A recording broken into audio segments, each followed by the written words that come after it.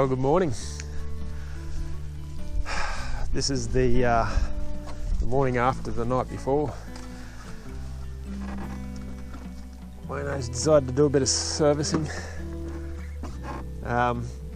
We got in here in the camp, what time was it? About 10:15 or something? Yeah, about that. I think it was about 10:15, so it took us roughly 8 hours to do 36 kilometres.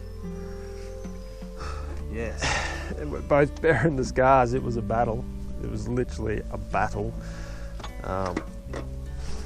Show you a bit of my hands here. Just blisters. I got scars up us. We got battle scars all over our legs. There's a lot of macheting of lantana. But we got in here, and I think we're going to stay an extra night here because after that battle, we're not in a hurry to go anywhere. RDO time. RDO. Well, not really RDO. We're going. The campsite we were originally going to go to, we aborted that mission. It took so long to get here. But we're going to go out there anyway for a look today. There should be a nice view. We're high up in the mountains. I can't remember what we are now. We're 600 and something metres. Yeah, above sea level. So we're going to go and have a look at the view and the campsite we're supposed to go to, and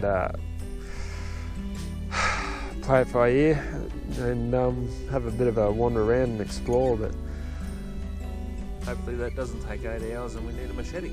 Yeah. Yeah, I think we've had enough of that. Look at my arm back strength for reeling in the big fish. Oh, I'll tell you what. Anyway, we did a lot of that work. We got in here with practically no damage, so that was all worth it.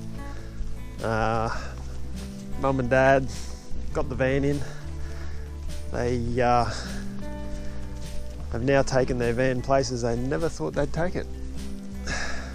Isn't that right? That's true, yes. So It all looks good. So everything's held up pretty well, which is good. Can't say the same for Mum's nerves. I think they're shot. I'm quite relaxed. A good night's sleep and a morning cuppa. That fixed it.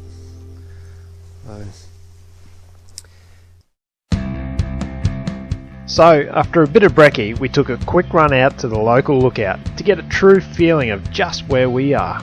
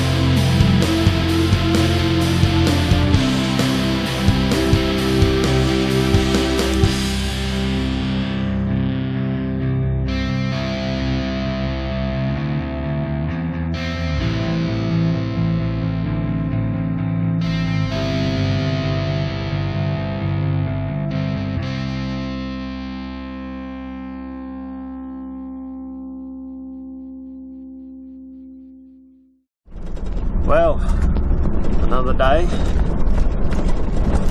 another journey, another adventure. Heading off the top of the mountain today that we've been camped on the last couple of nights, and trying to find an old goldfield site. There's supposed to be a few relics there, so we should go and have a look at that before we head back up through another four-wheel drive track and up to the top of basically the next mountain. Then probably tomorrow, after we've camped there tonight, well, this is where we hope to find a World War II plane wreck while we're out this way. And tomorrow we'll head back out towards the coast and spend the next probably 3 days fishing. Woohoo! Get the boats back in the water. The view off this mountain's not looking too bad at the moment. So that's the story for today. Mum and Dad, I believe, are going to try and find the northern access point to where we hope to stop tonight. Should be a bit easier going. They're not too keen to do another four-wheel drive track in case it turns out to be like the one we had the other night. But Wayne and I will go and have a look. You never know until you get there. And probably take twice as long to get there as what Mum and Dad will take on the long way. But then that's all part of the adventure.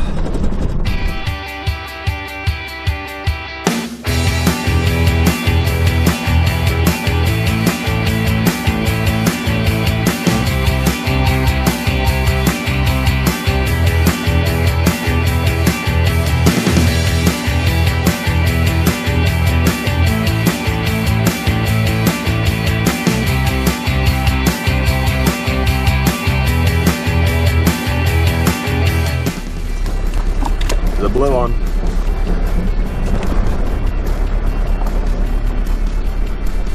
It's a rough old country out here. Survival of the toughest.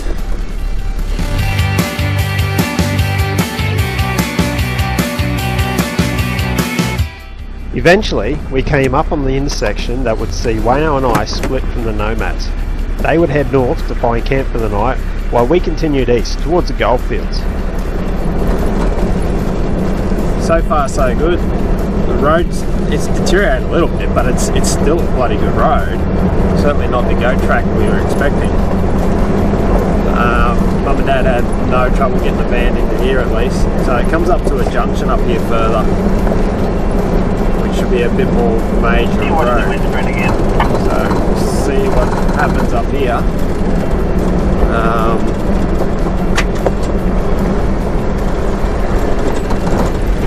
Pass into one of the local properties, I guess. Still a road though. We'll see if it continues past this property. Maybe that's where our stopping point is. I think we're about to find out. See what this sign says up here.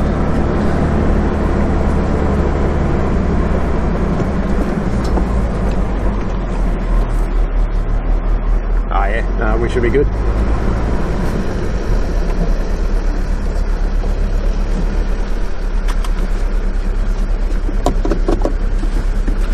Where it gets interesting.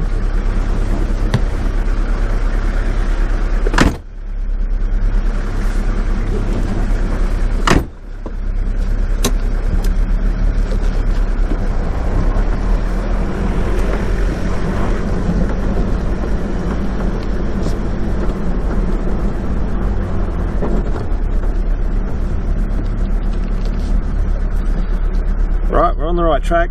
Just as well Mum and Dad didn't come this way, because just a sign there that says this road is now just a four-wheel drive track only. They wouldn't want to bring that van down here, not at the moment anyway. So they're going to meet us up at the campsite, as I said. Got to shut the gate up here. Remember, the gate's open, leave the gate open. The gate's shut, shut the bloody gate. Farmers will tell you that every time.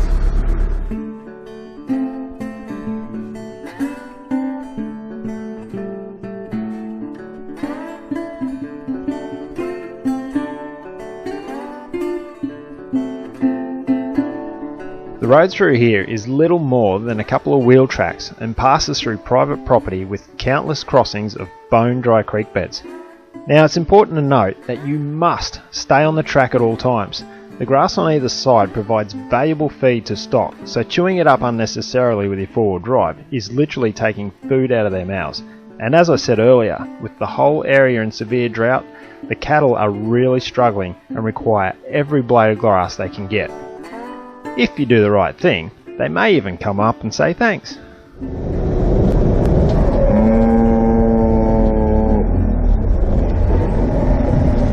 Peak out traffic here at the moment.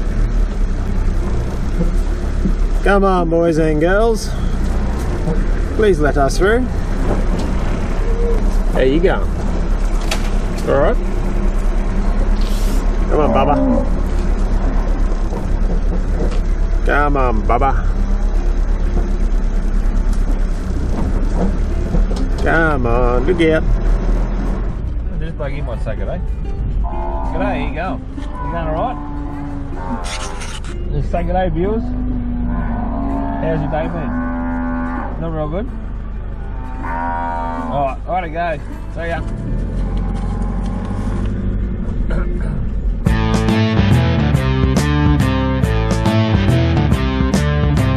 As we continue down the road, we start to increase our elevation as we climb back up into the mountain range.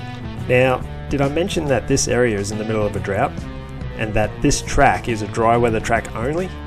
Just our luck that it starts to rain when we're halfway along. Funny stuff coming. Oh god. There's a sky.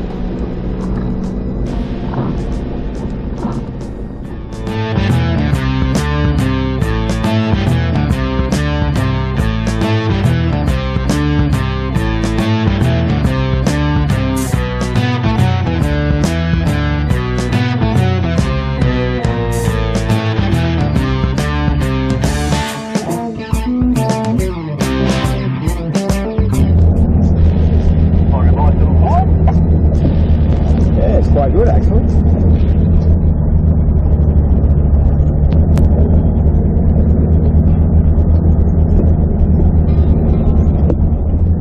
Second gear, low range.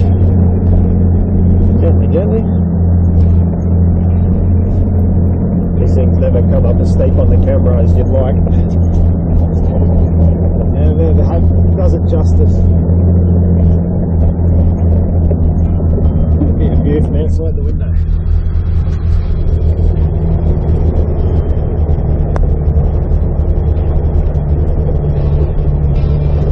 Starting to flatten out now.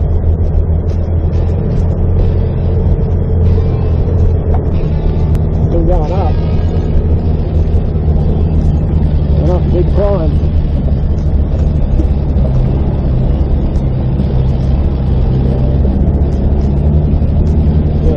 First gear, I think. Oh, hopefully I don't go back down the hill.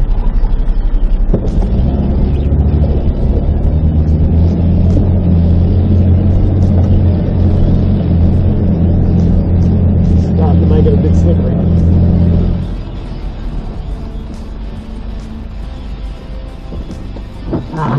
Take it back in the four-wheel load, a bit bigger of a hill.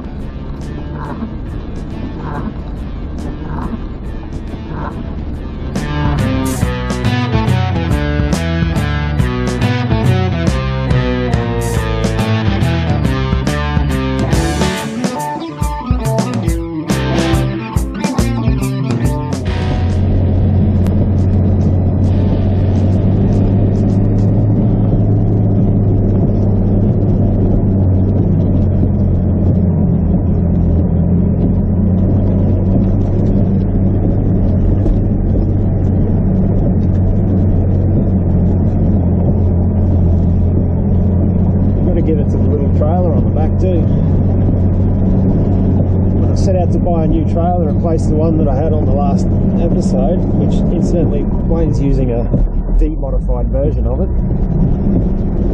I needed a camper that would be as capable, so I didn't want to be hindered by it, as the Patrol I'm driving. I've got to say, this little X2 has been the perfect option. It's exactly what I needed. Now I'm going to open a gate. I'll do that.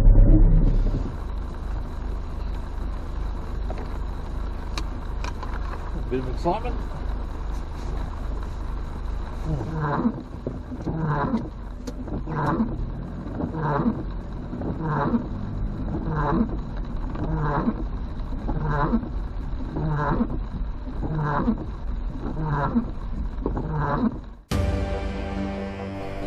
Once we reached the top of the range, the terrain levelled out for an easy run into the gold mine.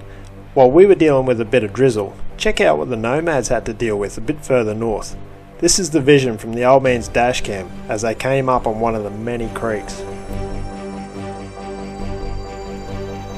While they drove through a fair bit of rain themselves, somewhere high up in the ranges there must have also been a tremendous downpour. This has caused instant flash flooding in the creeks coming down off the mountains.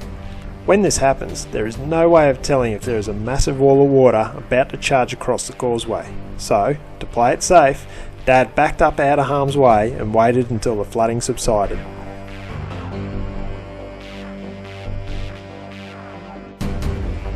Further along, another causeway was showing the signs of having a lot of water over the top of it, with debris covering the road on both sides. It's always a good idea to check the crossing after this sort of event, as you can never tell if there's any damage to the crossing which may get you into strife.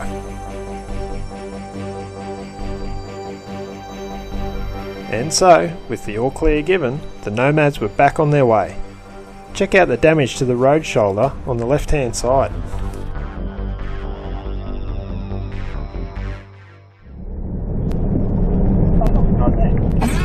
While all this was going on, Wayno and I finally found the gold mine.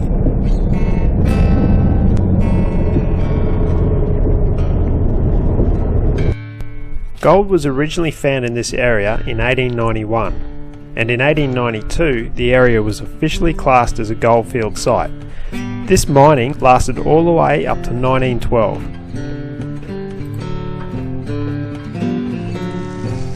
So welcome to Claytons Cape's version of Maytown. This here is the old gold stamper. Got a steam engine down there and the old boiler.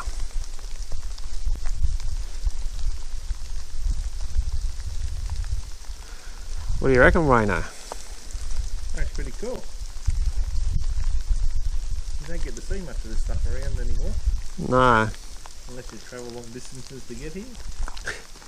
Through goat tracks. So it's been our luck that we travel along it's a 4-drive access road, it's public access road, but it's also a dry weather road. We get halfway along it and we cop a storm. Yes. Ah, well. Does that make matters interesting? These things happen, I guess.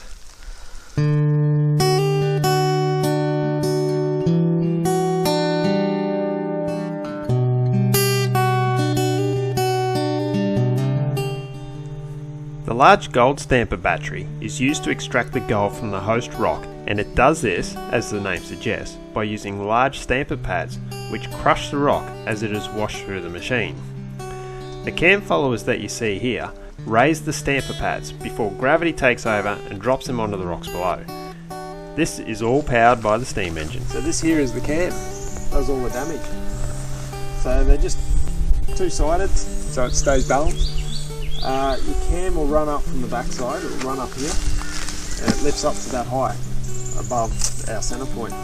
And then as it comes off the edge, it just drops. And that gravity is what crushes the rock. And that's how they get the gold out. And you can see they're all offset, so they're all timed individually, so it's not just one big smash. And that way there's less shock, so to speak. You haven't got all that weight at once. The kookaburras think I'm a joke. They're laughing their guts out. Great Australian Outback. Yeah, I don't blame him. I really am a joke. But anyway.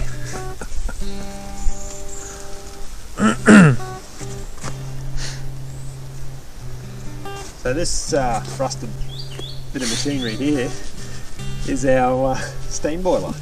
Sorry, it's not our steam boiler, it's the steam engine. I know boats. It's a rusty bit of It's like 84.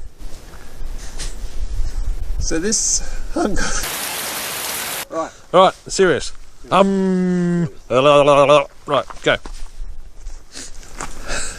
So this fantastic bit of machinery here is the steam engine which drives our stamper. Yeah, let's just leave it at that, shall we? In all seriousness, it must have been a monumental task to get this heavy equipment to where it lies today. The boiler alone had to be dragged up the same range that we'd just driven up, and it took a team of 62 horses in order to achieve that feat. That would have been an awesome sight to see.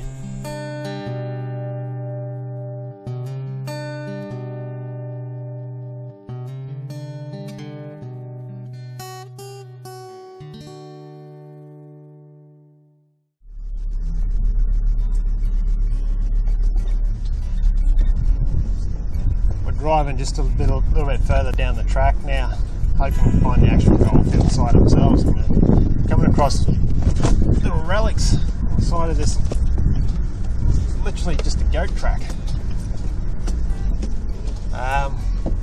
Like what we've got over here. I reckon that's probably mining this whole creek.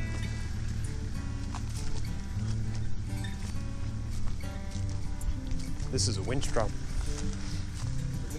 Yeah, it's a winch drum.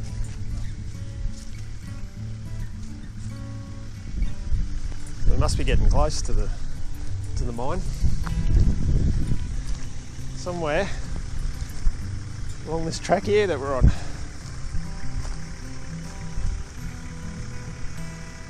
Got the little relics of everything along here, so keep driving and see if we can find it.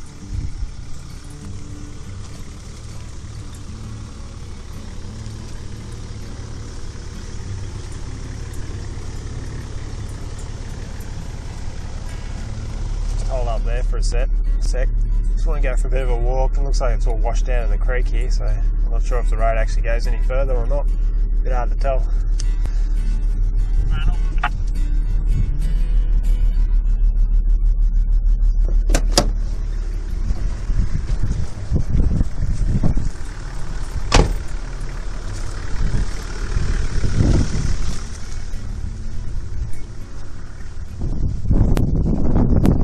Like it goes. Well, no one's really driven too much further than here anyway.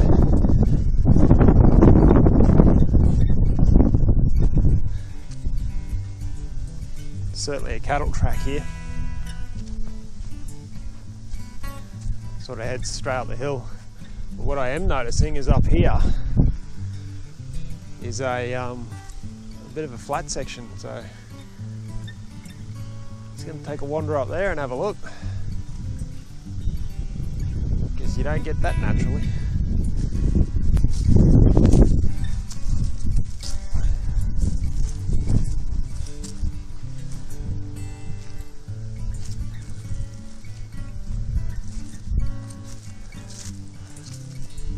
Well, to me, that looks like the old road in here. We're far along the creek, but this would have been the old road all through here.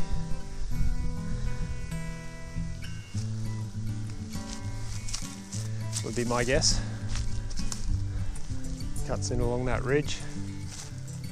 I can't see it ever went much further than here though. So I'm guessing come to the end of the road.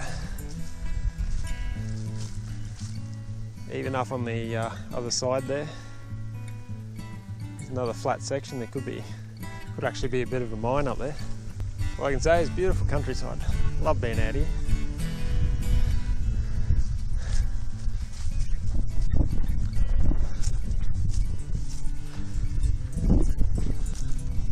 Sort of looks kind of man-made here to me. these flat sections, and rocks over here that look like they've been all piled out. And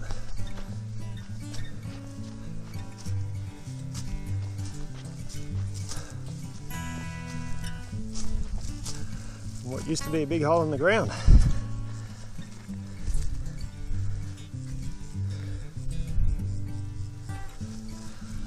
So to me, I'm guessing that would have been a mine shaft at some stage. Yeah, because there's an awful lot of rock here just for that little bit. Yeah. Well, even just below you there's a bit of a cutout. And see, they would have had, like, they'd have to have flat sections for winches, or even just a smoko area. Every work site's got to have a smoko area. So I see another mine shaft over here.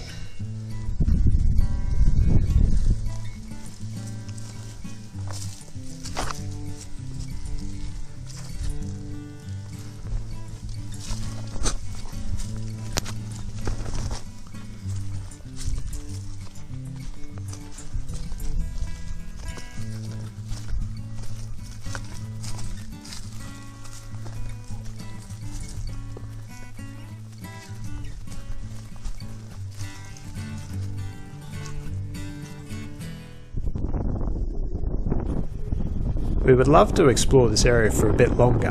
However, with the day getting on, we still want to find the old township site before we start making our way to the campsite for tonight.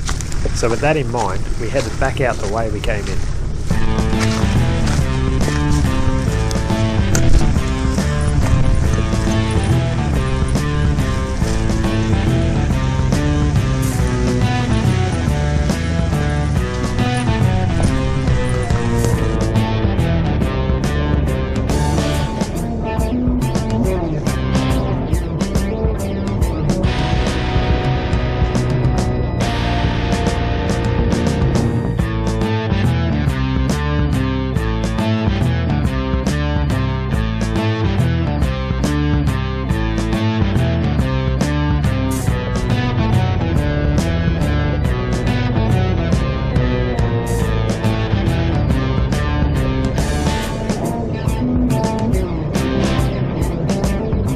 Short drive up the road was our last destination of the day before heading to camp, and this stop, well, it's just going to have to be a quick one. So what has cleverly been disguised as a cow paddock is the old township that serviced that gold mine down the road. It's the 1890s, they started, 1880s I think, they started mining that gold. This township here was proclaimed in 1910. So there's two grave sites here, a bit of a tribute, and not much else. I believe if you look hard enough you'll find some remnants of house stumps and things like that, but I'm not sure how much time we got to go, because as you can see up in here, that's coming straight for us. We're going to have to get out. That track that we're going to take to our campsite is a dry weather track only, so I think we might be scooting around the outside rather than getting stuck in the rain on a track all night. So, never know what you find out here in the bush, other than a lot of cows.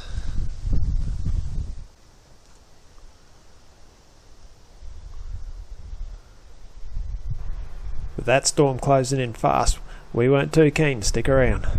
Well, I don't know about you. Yeah. You got a bad storm coming. So I think it's time we got out of here. Yeah. And figured out how we're going to get to camp and bunker down. Yeah. That breeze is cold coming through here. Anyway, time to skedaddle. Let's do it. Righto.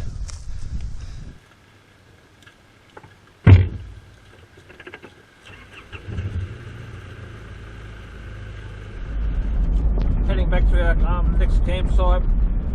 Extreme Nomad's already there. behind us we've got a big ugly thunderstorm, and one of the tracks that we come up today was pretty steep and it was just starting to rain, and we got to go back down it. So getting back down would be fun if it's wet. Could be an undie change involved, but anyway, we're trying to get it before it actually starts raining again.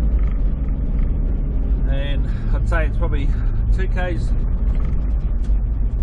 straight down, but that's what we do. There's a good chance that the track we wanted to take into camp was going to be just as difficult as the one that took us into the last camp a couple of days ago. With this in mind, the fact it was now late in the afternoon and with a cracker of a storm rolling in, we decided we would follow in the Nomad's footsteps and head north up the easy road to tonight's camp.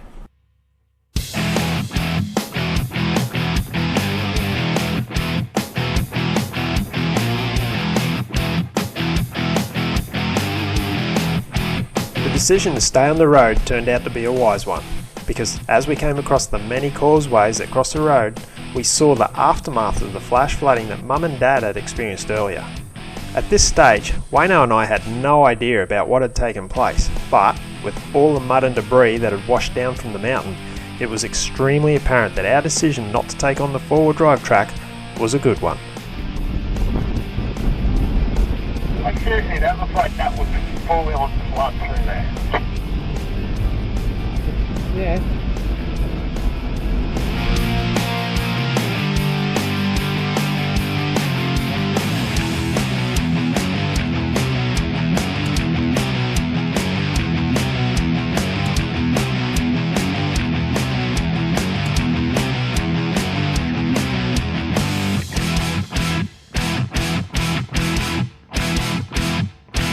How many pairs of undies have you gone through?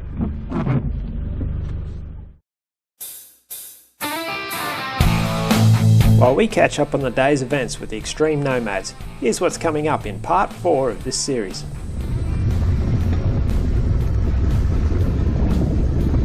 Wayno and I finally make it to the plane wreck. So the plane wreck we're going to see is a Liberator bomber from the United States Air Force, and it crashed out here in 1945. Obviously when they hit hard, and stuff just gets sprayed everywhere. Then we pop out on the coast to catch up with one of the locals with a face only a mother could love. When they're in the water and they're sitting in the sand, they just look like a rock. That's what they call them, stonefish. Eggs. Then we take the road less travelled as we head north towards our final destination.